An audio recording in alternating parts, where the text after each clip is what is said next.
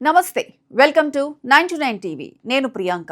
వెండి తెరపై క్రూరమైన విలనిజంతో మెప్పించి థియేటర్లో ప్రేక్షకుల్ని భయపెట్టిన ఆ నటుడు నిజ జీవితంలో మాత్రం కోట్లాది ప్రాణాలను కాపాడే ఒక అపర భగీరథుడిగా మారాడని మీకు తెలుసా? అవును, మనం మాట్లాడుకుంటోంది నటుడు సియాజీ షిండే గురించి. తల్లికి ఇచ్చిన ఒకే ఒక్క మాట కోసం ఒక అడ్రస్ లేని గ్రామం నుంచి మొదలైన ఆయన ప్రయాణం ఈ రోజు దేశంలోనే అతిపెద్ద గ్రీన్ రెవల్యూషన్ గా ఎలా మారింది? మహారాష్ట్ర నుంచి ఆంధ్ర సరిహద్దుల వరకు ఆయన సృష్టించిన గ్రీన్ కింగ్డమ్ కథ ఏంటి? వందల ఏళ్ల నాటి వృక్షాలను కాపాడటానికి ఆయన చేసిన సాహసోపేతమైన పోరాటం, గతంలో AP deputy CM Pawan Kalyan ను కలిసి ఆయన పంచుకున్న ఆ అద్భుతమైన ఐడియాలజీ ఏంటో పూర్తి వివరాలతో ఇప్పుడు చూద్దాం. సినిమా స్క్రీన్ మీద రౌద్రం కురిపించే కళ్లతో, గంభీరమైన గొంతుతో విలన్ గా కనిపించే సియాజీ షిండే లైఫ్ లో అసలు సిసలైన ఎమోషనల్ డ్రామా ఆయన స్వగ్రామం నుంచి మొదలైంది. ఒకప్పుడు ప్రకృతి కరుణించక, నీడలేక, చుక్క నీరు దొరక్క కరువు కోరల్లో చిక్కుకొని ఆ ఊరి జనం విలవెల్లాడిపోయారు. ఆ దారుణ పరిస్థితిని చూసి చలించిపోయిన సియాజీ షిండే తల్లి కొడుకు చేతిలో చేయి వేయించుకుని ఒక పవిత్రమైన వాగ్దానం తీసుకుందట. మన ఊరి కోసం, జనం కోసం చెట్లను నాటి ఈ భూమిని రక్షించు నాయనా అని కోరిందట. ఆ మాట చెప్పిన కొద్ది రోజులకే ఆమె కన్ను మూసింది. తల్లి భౌతికంగా దూరమైన ఆమె ఇచ్చిన ఆజ్ఞ సియాజీ షిండే గుండెల్లో ఒక అగ్నిపర్వతంలా రగిలింది. అమ్మకి ఇచ్చిన మాటను నిలబెట్టుకోవడానికి ఆయన ఒంటరిగా అడుగులు వేశారు. ఒకటో రెండో కాదు, మెల్లమెల్లగా మహావృక్ష జాతులను నాటడం, వాటిని సొంత పిల్లల్లా సంరక్షించడం ప్రారంభించారు. వటుడింతై వారణాసింతై అన్నట్లుగా 10 నుంచి 100, 100 నుంచి 1000 అలా అలా ఆ సంఖ్య ఊహించని విధంగా పెరిగిపోతూ వచ్చింది.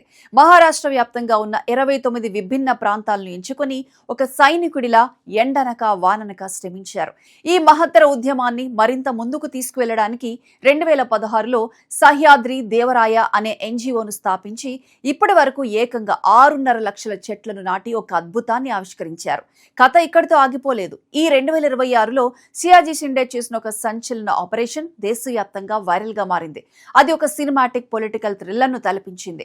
మహారాష్ట్రలోని సతారా జిల్లా అంబేవాడ గ్రామం సమీపంలో కొత్త జాతీయ రహదారి నిర్మాణం కోసం ప్రభుత్వం వేగంగా అడుగులు వేసింది. అయితే ఆ రహదారి విస్తరణలో భాగంగా వందల ఏళ్ల నాటి పురాతన వృక్షాలను నిర్దాక్షిణ్యంగా నరికేయడానికి సిద్ధమయ్యారు అధికారులు.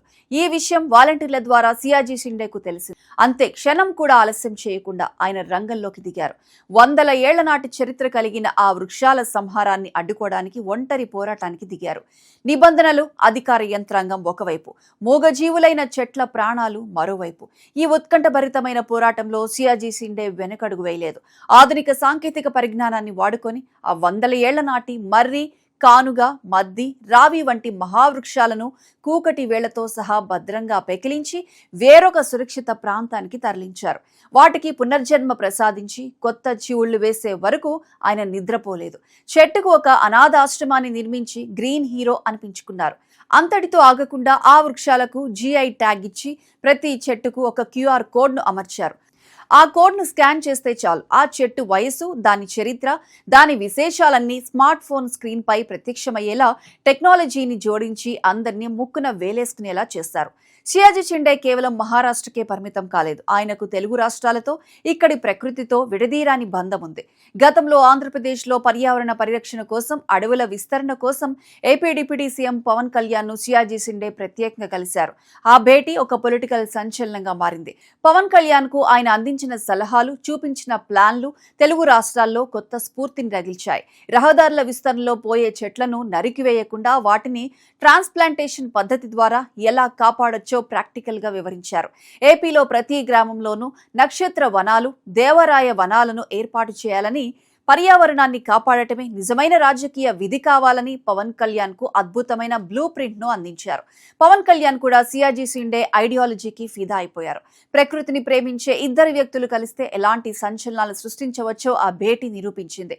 ఈ రోజు 2 తెలుగు రాష్ట్రాల్లోనూ రహదారుల పక్కన వందల ఏళ్ల నాటి చెట్లను నరికేసే ముందు సియాజీ షిండే చూపించిన ఈ ట్రాన్స్ప్లాంటేషన్ విధానాన్ని, QR కోడ్ టెక్నాలజీని వాడాల్సిన అవసరం ఎంతైనా ఉంది. వెండి తెరపై విలన్ గా కోట్లు సంపాదించుకునే అవకాశం ఉన్నా వాటన్నిటినీ పక్కన పెట్టి అమ్మకి ఇచ్చిన మాట కోసం కోట్లాది జీవులకు ప్రాణవాయువును అందిస్తున్న సియాజీ షిండే రియల్ లైఫ్ ప్రయాణం ప్రతి ఒక్కరిలోనూ పర్యావరణ చైతన్యాన్ని, ఒక గొప్ప స్ఫూర్తిని రగిలిస్తోంది అనడంలో ఎలాంటి సందేహం లేదు.